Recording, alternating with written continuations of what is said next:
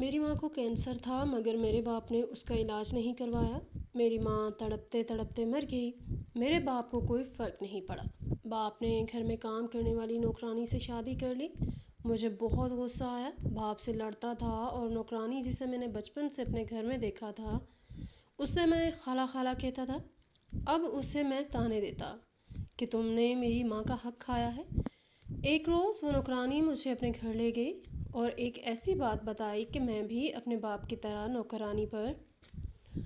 میں ابھی کالج سے واپس ہی آ رہا تھا اور راستے میں ہی تھا کہ میرا فون بجا۔ میں نے موبائل کی اسکرین کی طرف دیکھا تو کوئی ان نون نمبر جگمگا رہا تھا۔ میں نے کچھ سوچتے ہوئے کال اٹینڈ کی اور کان سے لگایا۔ سامنے سے کوئی مرد بول رہا تھا۔ کہنے لگا، آپ احمد ہیں؟ میں نے کہا، جی بولیے۔ تو وہ کہنے لگا کہ آپ جلدی سے ہسپتال آ جائیے، آپ کی امی کی حالت نازک ہے۔ یہ سن کر تو میرے پیروں تلے سے زمین ہی نکل گئی تھی۔ ابھی صبح صبح ہی تو میں نے امی کو چھوڑ کر آیا تھا، وہ بالکل ٹھیک تھیں، لیکن یوں اچانک کیسے ان کی حالت خراب ہو گئی تھی اور وہ ہسپتال بھی پہنچ گئی تھی۔ میں نے جلدی سے اس مرد سے پوچھا کہ کیسی ہے میری امی اور کس ہاسپٹل میں ہے۔ اس نے مجھے ہاسپٹل کا ایڈریس بتایا تو میں گھر جانے کے بجائے فوراً ہی ہسپتال کی طرف مڑ گیا۔ کالج سے ہسپتال تک کا راستہ کافی طویل تھا، لیکن میں نے تیزی سے بائک چلائی اور آدھے گھنٹے میں ہی ہسپتال تک جا پہنچا۔ میرا دل دھک دھک کر رہا تھا۔ مجھے سمجھ نہیں آ رہی تھی کہ آخر امی کیسی ہوں گی، امی کو کیا ہو گیا تھا۔ جیسے ہی میں اندر داخل ہوا مجھے وہ شخص نظر آیا اور وہ مجھے پہچان بھی چکا تھا کیونکہ وہ ہمارے محلے میں نیا نیا آیا تھا۔ اسی وجہ سے میرے پاس اس کا نمبر بھی نہیں تھا۔ شاید وہی میری امی کو لایا تھا۔ وہ جلدی سے مجھے دیکھ کر میری طرف بڑھا اور کہنے لگا کہ احمد، تمہاری امی کی طبیعت بہت خراب ہے، صبح ہی صبح وہ بے ہوش ہو گئی تھی۔ یہ تو شکر ہے کہ میری بیوی تمہارے گھر چلی گئی، ورنہ شاید تمہاری امی وہیں پڑی کی پڑی رہ جاتی۔ میری بیوی نے آ کر مجھے اطلاع دی اور پھر ہم دونوں انہیں اٹھا کر یہاں لے آئے۔ ڈاکٹر کوئی جواب نہیں دے رہے، پتہ نہیں کیا مسئلہ ہے۔ کافی دیر سے ایمرجنسی روم میں رکھا ہوا ہے، وہ کافی بوکھلایا ہوا تھا۔ میں نے کہا، بھائی امی کو ہوا کیا تھا؟ تو وہ کہنے لگا، مجھے نہیں پتا، میں نے آپ کو بتایا ہے نا کہ وہ بے ہوش پڑی ہوئی تھی۔ اب ڈاکٹر باہر آتے ہیں تو کچھ پوچھتے ہیں ان سے۔ یہ کہتے ہوئے وہ ابھی چپی ہوا تھا کہ ایمرجنسی روم سے آتے ہوئے ڈاکٹرز پر میری نظر پڑی۔ ہم دونوں بھاگتے ہوئے ان ڈاکٹر کے پاس گئے تو ڈاکٹر نے کہا کہ ہم نے کچھ ٹیسٹ کیے ہیں، مریضہ کی حالت بہت خراب ہے، ہمیں شک ہے کہ انہیں کینسر ہے۔ ہم ان کے ٹیسٹ کر رہے ہیں، ٹیسٹ آتے ہیں تو ان کی بیماری کا پتہ چلتا ہے، اس سے آگے علاج بعد میں ہوگا۔ یہ بات کہتے ہوئے ڈاکٹر تو چلا گیا تھا، لیکن مجھے کئی وسوسوں میں ڈال گیا تھا۔ امی کو کینسر کیسے ہو سکتا ہے؟ یہ بات مجھے کیسے معلوم نہیں تھی؟ ڈاکٹر نے اتنی بڑی بات کیسے کہہ دی تھی؟ میری آنکھوں سے خاموش آنسو بہنے لگے۔ ڈاکٹر صاحب کچھ تو بتائیں۔ کچھ دیر بعد ایک بار پھر سے ڈاکٹر ایمرجنسی روم کی طرف بڑھ رہا تھا، اس کے پیچھے کچھ نرسز بھی تھیں۔ میں نے کھڑے ہو کر کہا تو اس نے میرے کندھے پر ہاتھ رکھ کر کہا، آپ دعا کیجیے، ہم اپنی پوری کوشش کر رہے ہیں۔ میں نے کہا، رپورٹس میں کیا آیا ہے؟ آپ کیوں نہیں بتا رہے؟ تو وہ کہنے لگے کہ آپ اطمینان رکھیے، ہم اپنی طرف سے پوری کوشش کر رہے ہیں، آپ دعا کیجیے، دعاؤں سے تقدیریں بھی بدل جاتی ہیں، مریضہ کی حالت بہت ہی خراب ہے۔ یہ کہتے ہوئے وہ ایمرجنسی روم کی طرف بڑھ گیا۔ میں ادھر سے ادھر ٹہلنے لگا۔ میرے ساتھ میرا نیا ہمسایہ بھی کافی پریشان کھڑا تھا، شاید اس کی بیوی گھر جا چکی تھی، میں نے اس کی بیوی کو نہیں دیکھا تھا۔ خیر، انتظار کرتے کرتے مجھے آدھا گھنٹہ مزید بیت گیا۔ آدھے گھنٹے بعد ایک بار پھر سے ڈاکٹر نکلا تو اس کے چہرے پر پریشانی واضح تھی۔ اس کا چہرہ دیکھ کر ایک دم سے میرا دل ڈوب سا گیا، لیکن پھر بھی میں نے ہمت کی اور اٹھ کر اس سے پوچھا کہ ڈاکٹر صاحب کیا ہوا؟ وہ خاموشی سے میرے پاس آیا اور میرے کندھے پر ہاتھ رکھتے ہوئے کہنے لگا، مریضہ آپ کی کیا لگتی ہیں؟ میں نے کہا، میری امی ہیں۔ کیا ہوا ہے انہیں؟ آپ کچھ بتاتے کیوں نہیں؟ آپ نے کہا رپورٹس آ جائیں گی، ابھی تو رپورٹس بھی آ چکی ہوں گی۔ بتائیے کہ میری امی کو کیا ہوا ہے۔ ڈاکٹر کہنے لگے کہ ہم نے آپ کی امی کے ٹیسٹ کروائے تھے۔ ٹیسٹ سے پتہ چلا کہ آپ کی امی کو بلڈ کینسر تھا اور وہ بالکل اپنی آخری سٹیج پر تھا۔ ہم آپ کو مہلت بھی نہیں دے سکے کیونکہ آج ان کا وقت آ چکا تھا۔ کاش آپ ہم سے کچھ مہینے پہلے رابطہ کر لیتے تو شاید آپ کی امی کی زندگی تھوڑی آگے چل جاتی، لیکن معاف کر دیجیے گا، ہم آپ کی امی کو نہیں بچا سکے۔ اس بات کا سننا تھا کہ مجھ پر گھڑوں پانی پڑ گیا، میری آنکھوں سے آنسو جاری ہو گئے اور میرا دل ایک دم سے ڈوب سا گیا۔ میں وہیں بیٹھتا چلا گیا۔ ڈاکٹر مجھے دلاسا دیتا ہوا دوسرے مریضوں کی جانب بڑھ گیا اور ہمارا نیا پڑوسی میری طرف آ کر مجھے سنبھالنے لگا۔ کہنے لگا، احمد بھائی خود کو سنبھالو، یہ اللہ تعالیٰ کے کام ہے، ہم انسان کچھ نہیں کر سکتے۔ مجھے حیات بھائی اٹھا کر کہنے لگے کہ تم حوصلہ رکھو اور چلو ہمارے ساتھ، ہمیں جا کر تمہاری امی کی آخری رسومات ادا کرنی ہے، دیر ہو رہی ہے۔ میت کو زیادہ دیر تک اس طرح نہیں رکھا جاتا اور میت کے لیے ایسے رونا اچھا نہیں ہوتا، کہتے ہیں کہ اگلی دنیا میں اس سے تکلیف ہوتی ہے۔ ایسا نہ کرو، مت رو، اٹھو اور گھر چلو، تمہارے باپ کا بھی کوئی اتا پتہ نہیں ہے۔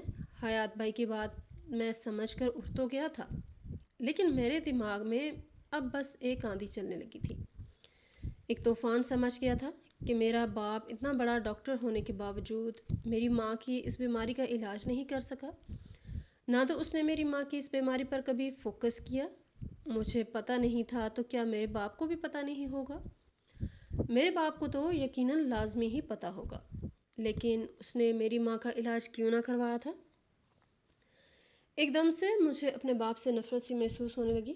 ہاں، میرا باپ مجھ سے بہت پیار کرتا تھا، وہ میری ہر خواہش پوری کرتا تھا، اس نے کبھی بھی مجھے کسی چیز کی کمی نہیں ہونے دی تھی، لیکن اس کے برعکس میرے باپ نے کبھی میری ماں پر توجہ نہ دی تھی۔ میری ماں ہمیشہ میرے باپ کے آگے پیچھے پھرتی رہتی تھی اور اسے بہت اہمیت دیتی، لیکن میرے باپ نے کبھی میری ماں کو اہمیت نہ دی۔ یہ بات میں کبھی نہ سمجھ سکا، آخر میرے باپ کو میری ماں سے مسئلہ کیا ہے؟ میں ہمیشہ یہی سمجھ نہ پا رہا تھا کہ وہ ایک مرد ہے اور اس کو اپنی انا زیادہ پیاری ہے، اسی وجہ سے وہ میری ماں سے زیادہ اپنی انا سے پیار کرتا ہے۔ اس نے کبھی بھی میری ماں کے لیے دو لفظ پیار کے نہ بولے تھے۔ یوں تو میں گاؤں کا رہنے والا تھا، لیکن جو ہی میں کچھ بڑا ہوا اپنے باپ کے ساتھ اپنی ماں کو لیے میں شہر چلا آیا۔ میرا باپ تو ویسے ہی شہر میں رہتا تھا، شہر میں ہی اس کی ایک ہسپتال میں بہت بڑی جاب تھی، وہ ایک ماہر ڈاکٹر تھا، لیکن اس نے میری ماں کا علاج کیوں نہ کروایا؟ یہی تو بات تھی جو مجھے کھائے جا رہی تھی۔ اب میں نے سوچ لیا تھا کہ میں اپنے باپ سے اس بارے میں ضرور پوچھوں گا۔ اپنے باپ کو میں اپنی ماں کا قاتل سمجھنے لگا۔ میرا نام احمد ہے اور میرا تعلق صوبہ خیبر پختونخوا کے ایک چھوٹے سے گاؤں سے ہے۔ میرے بابا ایک ڈاکٹر تھے، اسی وجہ سے وہ مجھے اور میری ماں کو لے کر شہر آ گئے تھے۔ اب گاؤں میں آنا جانا ہمارا نہ جانے کے برابر ہی رہ گیا تھا، لیکن یہ تھا کہ بچپن میں گرمیوں کی چھٹیاں منانے کے لیے ہم اکثر گاؤں چلے جایا کرتے تھے، لیکن جب سے میں نے ہوش سنبھالا تھا تب سے اب تک میں گاؤں نہیں گیا تھا۔ ہاں، میری امی کبھی کبھار جا کر چکر لگاتی تھی، لیکن میں نہیں جاتا تھا۔ میرے دادا گاؤں کے بہت بڑے زمیندار تھے، ان کی بہت ساری زمینیں تھیں، کافی جائیداد تھی، بہت بڑی بڑی حویلیاں تھیں۔ دادا خود تو ان پڑھ تھے، لیکن وہ بابا کو پڑھانا چاہتے تھے۔ بابا ان کی اکلوتی اولاد تھے، اس وجہ سے بھی انہیں بابا سے بے حد محبت تھی، لیکن بابا نے شہر ہی میں اپنی تعلیم حاصل کی اور انہیں یہیں پر ایک ہسپتال میں ڈاکٹری کی جاب آفر ہوئی، اسی لیے وہ واپس گاؤں نہ جا سکے۔ دادا کی ہمیشہ سے خواہش تھی کہ وہ گاؤں میں ہی ایک بڑا ہسپتال بنائے جو ان کا بیٹا چلائے، لیکن بابا کو اتنی توفیق نہ ہوئی کہ وہ جا کر دادا کا خواب پورا کرتے۔ انہیں شہر کی ہوا لگ گئی تھی اور پھر وہ کبھی کبھی ہی دادا سے ملنے کے لیے گاؤں چلے جایا کرتے تھے۔ دادا کی جب طبیعت خراب ہوئی تو دادا نے جانا کہ بابا ان کے پاس موجود ہے، اس لیے انہوں نے اپنی بھتیجی کا ہاتھ بابا کے ہاتھ میں دے دیا اور کہنے لگے کہ میری یتیم بھتیجی اب تمہارے حوالے ہے، اس سے شادی کر لو۔ بابا جان نہ چاہتے ہوئے بھی امی سے شادی کرنے پر مجبور ہو گئے تھے۔ अम्मी पढ़ी लिखी नहीं थी, सादा सी औरत थी। इसी वजह से बाबा उनसे खिंचे खिंचे रहते थे। उन्होंने दादा के कहने पर शादी तो कर ली थी, लेकिन अब उन्हें बीवी का हक देते हुए झिझक महसूस हो रही थी। और वो मामा को कभी भी अपनी बीवी के रूप में तस्लीम नहीं करते थे। उस रोज़ बाबा की शादी अम्मी से हो गई और फिर दादा की वफ़ात जब हुई, उसके बाद भी बाबा 3 महीने तक गांव में ही रह गए थे। इन 3 माह में अम्मी उम्मीद से हो गई थी, लेकिन फिर वो अम्मी को छोड़कर गए तो वापस ना आए। ये बात मुझे अम्मी बताया करती थी कि मैं गांव में अकेली रह गई थी। मैंने बहुत बार तुम्हारे बाबा से बात करने की कोशिश की, लेकिन तुम्हारे बाबा ने कभी मुझसे बात ना की। मेरे पास उनके शहर वाले घर का नंबर था, लेकिन वो मुझसे कभी भी बात नहीं करते थे। हाँ, तुम्हारी पैदाइश पर जब वो आए थे तो बहुत खुश थे, तुमसे बहुत प्यार करते हैं। मामा की ज़ुबान से ये बातें सुनकर मेरा दिल करने लगता कि हम भी बाबा के पास ही रहें। बाबा के बगैर गांव का माहौल मुझे घुटन ज़दा करता था। मैं चाहता था कि मैं अपनी माँ और बाप दोनों के साए तले पलूं। जब मैं 6 साल का हुआ तो बाबा गांव आए थे, मुझसे मिलकर बहुत खुश हुए थे, मुझसे बहुत प्यार करते थे। मुझे भी बाबा से मिलकर बहुत अच्छा लगा था। और इसी बार ही मैंने ये रट लगाना शुरू कर दी थी कि बाबा, आप हमें साथ लेकर जाएं। मैं आपके बगैर नहीं रह सकता। मुझे और मामा को आप साथ लेकर जाएं। वो मुझे ले जाने पर तो राज़ी हो गए थे, लेकिन अम्मी को साथ नहीं ले जाना चाहते थे। मेरी ज़िद पर वो हार मान गए और मुझे और मामा को साथ ले गए। लेकिन वहाँ पर हमें एक अलहदा घर में रख दिया। जो घर उनका अपना था, हमें उस घर में नहीं ले जाया गया था। वो नहीं चाहते थे कि मेरी अम्मी का तारुफ उनके जानने वालों में हो। है, बाबा रहते हमारे पास ही थे। उनके तमाम जानने वालों के पास एड्रेस उनके पुराने घर का था, जिसमें हमेशा से बाबा रहा करते थे। मैं बाबा के साथ रहने का ख्वाहिशमंद था, इसी वजह से बाबा हमारे साथ रहते थे। जब भी उन्हें कोई पार्टी करनी होती तो वो अपने इस पुराने घर में चले जाया करते थे। खैर, यूं होते होते मैं एफ़ए तक पहुंच गया था। बाबा अम्मी की तरफ देखते भी नहीं थे और उनसे बात भी नहीं करते थे। वो सिर्फ मुझसे प्यार करते थे और मेरी वजह से ही हमारे साथ इस घर में रहते थे। बाबा के साथ अम्मी का ये बर्ताव मुझे अच्छा नहीं लगता था। बचपन से लेकर अब तक मैं यही कहता था कि आप मामा से बात क्यों नहीं करते, लेकिन बाबा मुझे कोई ख़ास जवाब ना देते। आज तक मुझे इस बात का पता ना चल सका। हाँ, मामा से पूछता तो मामा ये कहती कि मैं उनके मेयार के मुताबिक नहीं थी। यही वजह थी कि वो मुझसे इतना खिंचे खिंचे से रहते हैं। लेकिन खैर, मैंने अपने तौर तक ये कोशिश जारी रखी कि बाबा का अम्मी के साथ कुछ अच्छा बर्ताव हो जाए, लेकिन ऐसा होता दिखाई नहीं दे रहा था। मैं अभी 6ठी क्लास में था जब हमारे घर एक मुलाजमा आई थी। अम्मी की तबीयत कुछ ख़राब रहती थी। ये सब कुछ देखकर मैंने बाबा से कहा था कि आप घर में कोई मुलाजमा रख लें। बाबा ने एक अखबार में ऐड दे दिया था। इस ऐड को देखते हुए काफ़ी सारी ख़वातीन हमारे घर का डेमो देने आई थी, लेकिन सबसे पहले जो आई थी वो यही थी। एक नौजवान लड़की थी, शक्ल से खूबसूरत लगती थी, मेरी अम्मी की हम उम्र लगती थी। अम्मी ने उसकी तमाम बात सुनकर उन पर तरस भी खा लिया। वो औरत बेसहारा थी, उसका आगे पीछे कोई नहीं था। माँ बाप वैसे ही मर खप चुके थे, कोई भाई नहीं था। वो एक मजबूर और लाचार औरत थी। मेरी माँ ने उसे घर पर काम के लिए रख लिया। हमारा एक क्वार्टर था, उस क्वार्टर में उसे रहने के लिए जगह भी दे दी गई थी। अब यूँ हो गया था कि अम्मी का काम करने में सहूलत हो गई थी। वो घर की सफाई शफाई कर देती तो अम्मी घर का खाना बना लेती। अगर वो जल्दी फारिग हो जाती तो अम्मी का खाना भी बना देती। वो बहुत अच्छी थी, मुझे भी बेटा बेटा कहकर पुकारती थी। 2-3 दिन क्वार्टर में रहने के बाद वो कहने लगी कि मैं क्वार्टर में नहीं रहना चाहती। मैं किराए के घर में रहती हूँ, जहाँ मेरी बूढ़ी सास मेरे साथ रहती है। मैं वहीं जाना चाहती हूँ। अम्मी ने उसे जाने दिया। अम्मी ने उससे पूछा भी कि तुम पहले कह रही थी कि तुम लावारिस हो और अब तुम कह रही हो कि तुम बूढ़ी सास के साथ रहती हो। تو وہ کہنے لگی کہ جی میں ویسے تو مکمل طور پر لاوارث ہوں، لیکن میرے ساتھ رہنے والی میری ساس بالکل بھی لاوارث نہیں ہے، اس کی وارث میں ہوں۔ میرا شوہر کچھ عرصے پہلے ہی انتقال کر گیا ہے، ان کا ایکسیڈنٹ ہوا تھا اور وہ بہت بھیانک تھا، اور میرے شوہر کی وہیں پر وفات ہو گئی۔ اس کے چلے جانے کے بعد میں در بدر کی ٹھوکریں کھانے پر مجبور ہو گئی ہوں، اور اب میں چاہتی ہوں کہ میں کہیں اپنا کام کروں۔ آپ کا اللہ بھلا کرے، آپ میرا بہت ساتھ دے رہی ہیں، میرے دل سے آپ کے لیے دعائیں نکلتی ہیں۔ بی بی جی مجھے جانے دیجیے، میں روزانہ صبح ہی صبح آ جاؤں گی اور شام کے وقت یہاں سے چلی جاؤں گی۔ امی نے اس سے کہا ٹھیک ہے، تم صبح سویرے آ جایا کرنا اور شام کو چلی جایا کرنا، اور شام کو جاتے وقت تم کچھ کھانا بھی پیک کر کے ساتھ لیتی جایا کرنا، تمہاری بوڑھی ساس کہاں بناتی پھریں گی۔ وہ بہت خوش ہوئی اور اس چیز کے لیے مان گئی۔ اسے ہمارے گھر میں رہتے رہتے تقریباً 6 سال گزر گئے تھے۔ ان 6 سالوں میں جوان ہو چکا تھا۔ وہ آنٹی ابھی بھی ہمارے گھر میں کام کرتی تھی۔ میں انہیں آنٹی نہیں بلکہ خالہ کہتا تھا۔ میرا ان کے ساتھ گہرا تعلق بن چکا تھا۔ میری سگی کوئی خالہ نہیں تھی، بس اسی کو خالہ کہتا تھا، اور وہ بھی مجھے سگے بھانجوں کی طرح پیار کرتی تھی۔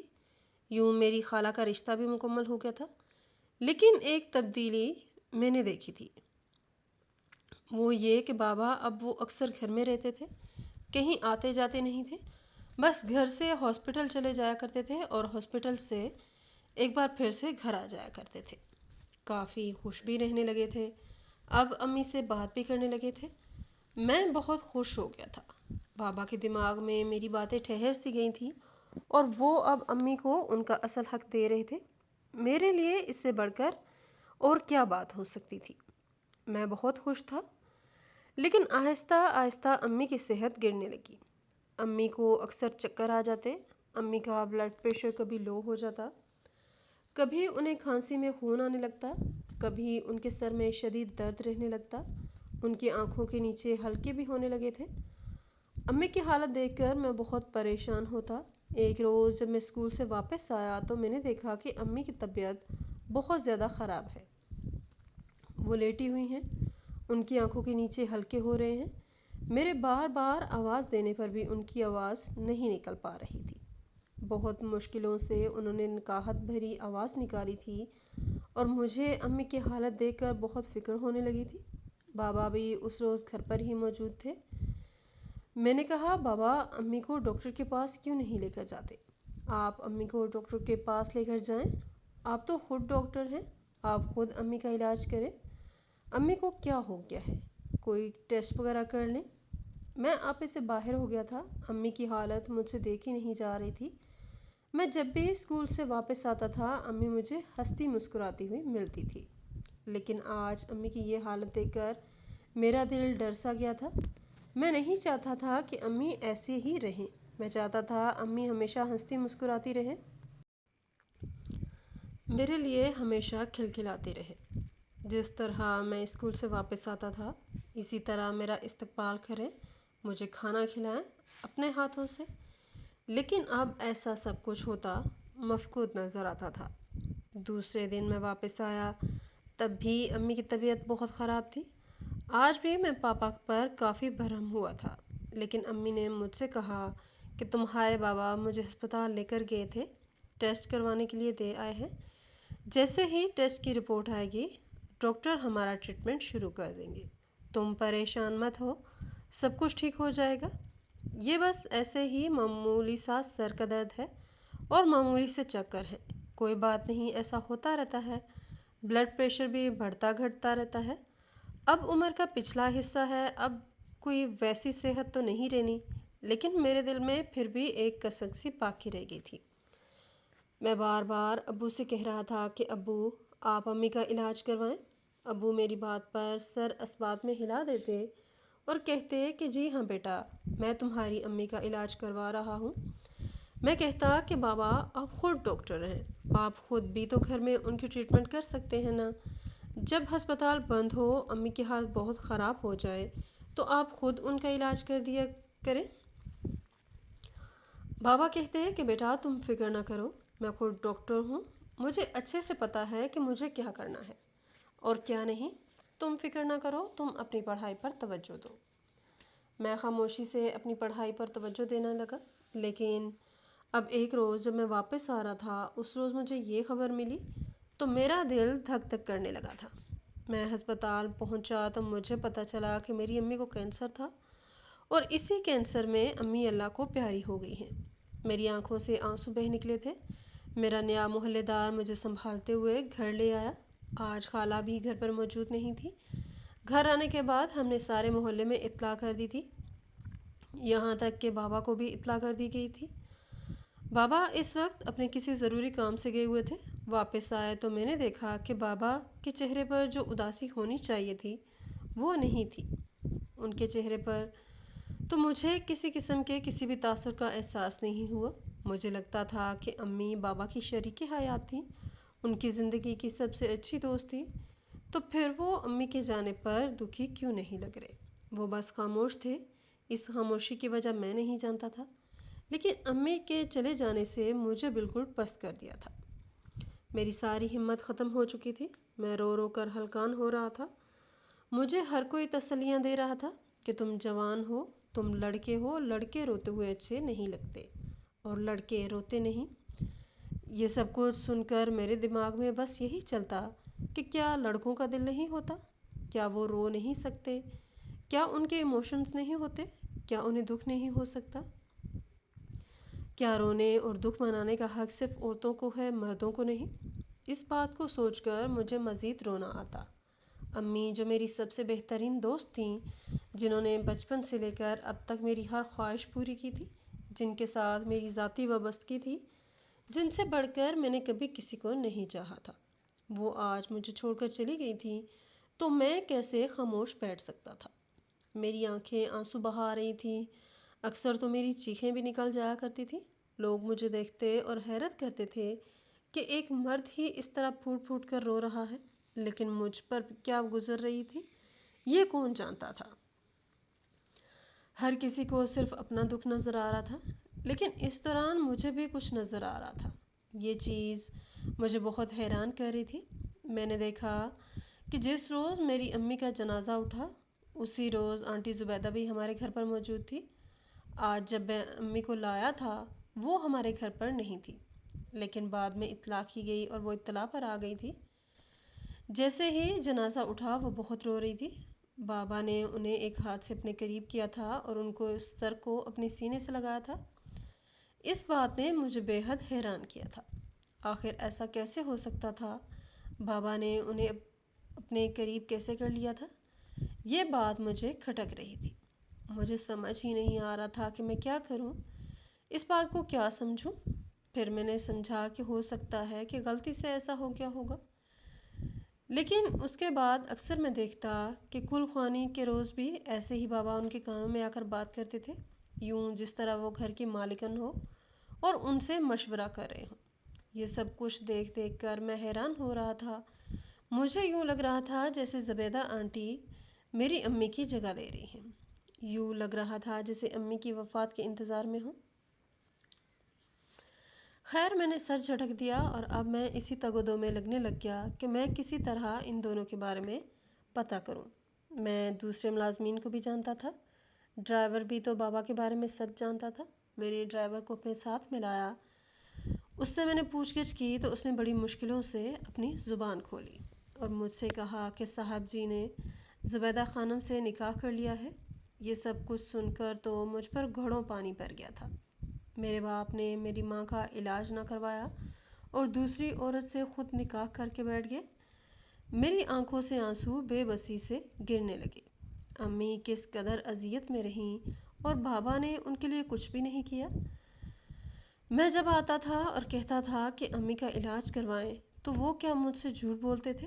کتنا بڑا دھوکہ کیا تھا بابا نے۔ مجھے بہت شرمندگی ہو رہی تھی۔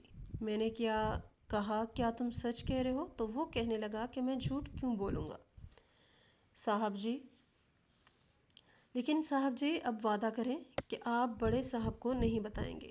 میں نے اسے کچھ پیسے دیے اور اس سے کہا کہ تم بھول جاؤ کہ تم نے مجھے کچھ بتایا تھا۔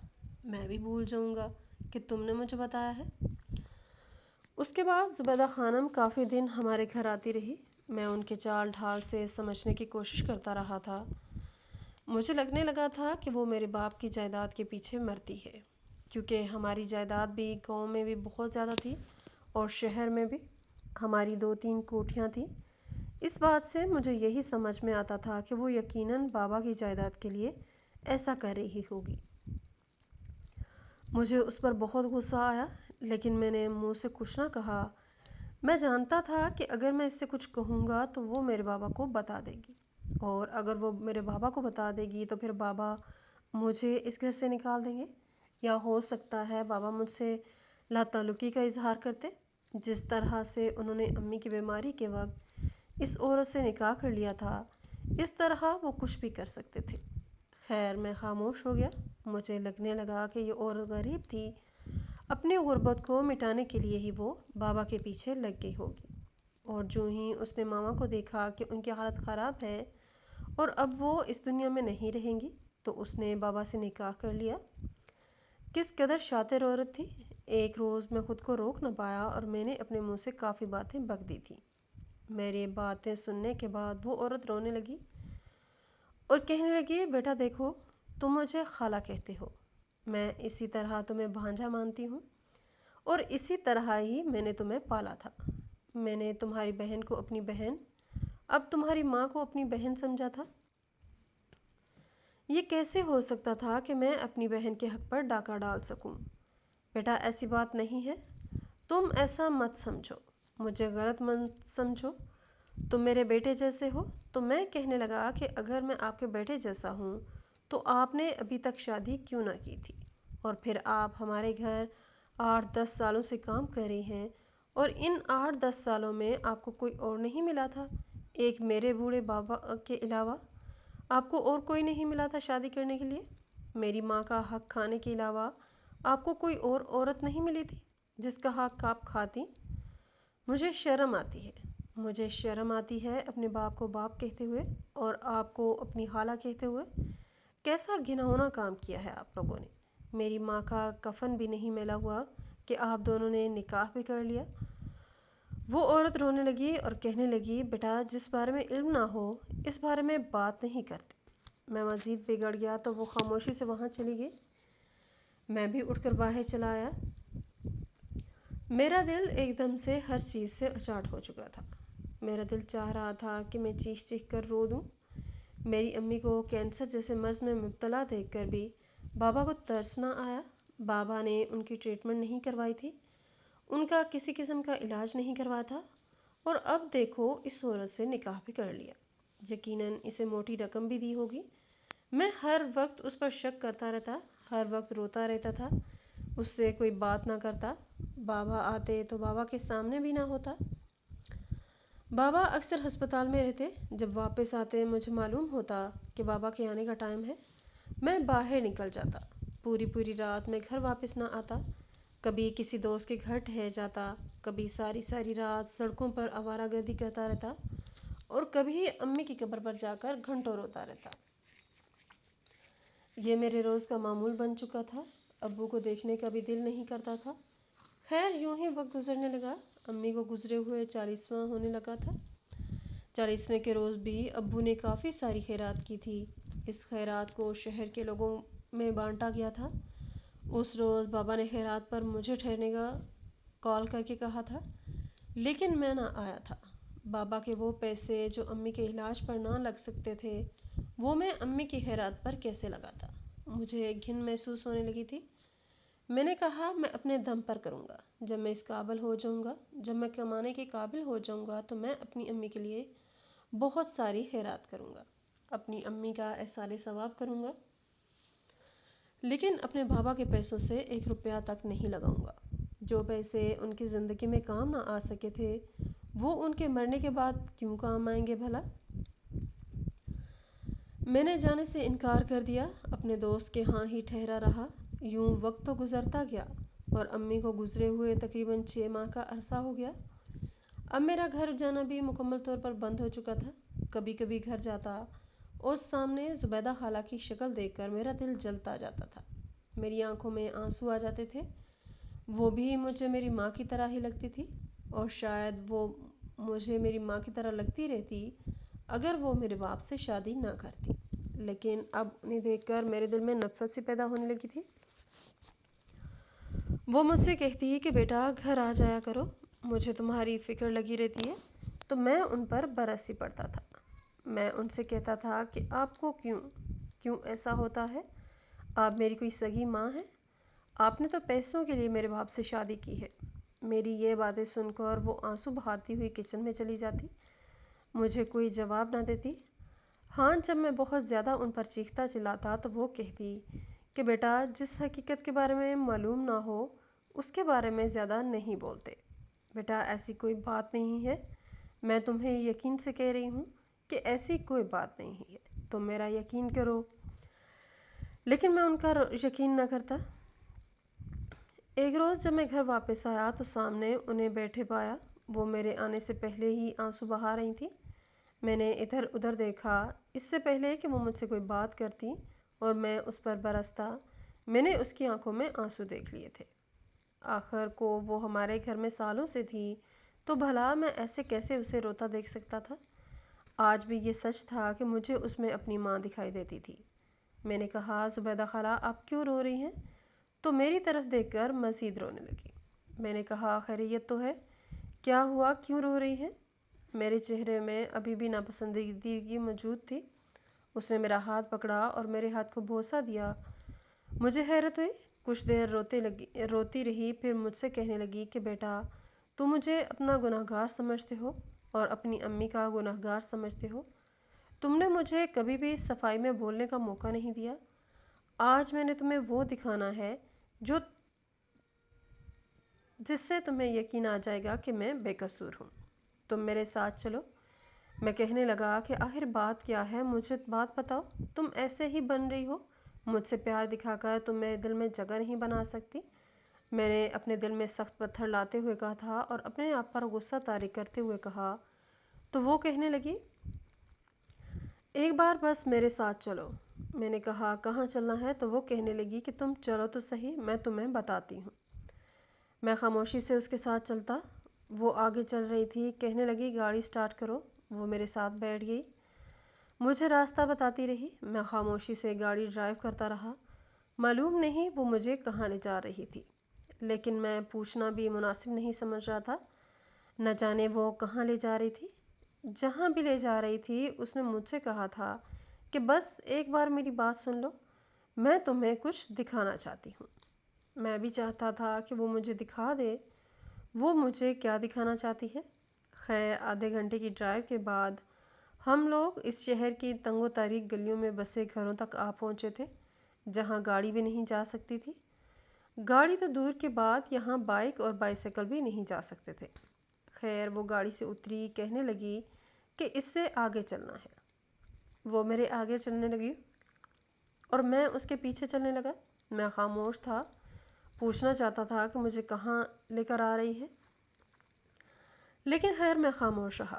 تقریباً 10 منٹ پیدل چلنے کے بعد 10 منٹ ہم انہی تنگ تاریک گلیوں میں چلتے رہے، پھر ایک ٹوٹے ہوئے دروازے تک وہ جا پہنچی۔ گھر کی حالت بہت خستہ ہو چکی تھی۔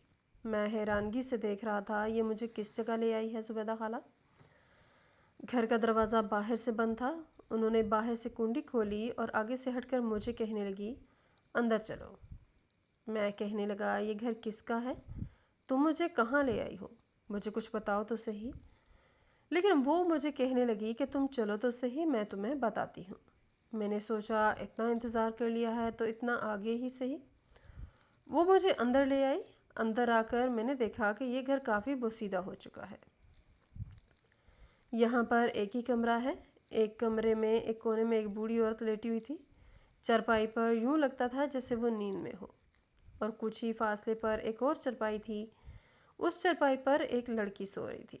یہ لڑکی تقریباً 16 سال کی تھی۔